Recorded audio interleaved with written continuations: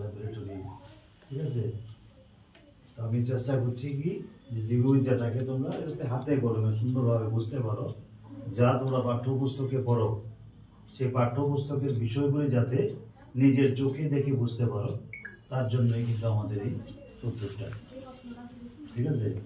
তো আজকে আমরা এখানে আমার হাতে গড়া যে জিনিসগুলি আছে প্লাস কিছু মিউজিয়াম স্পেসিমেন আছে উপরে, ওইগুলো সম্পর্কিত তোমরা আগে জানবে আজকে। এক এক করে এই সাইড দিয়ে আমরা শুরু করব।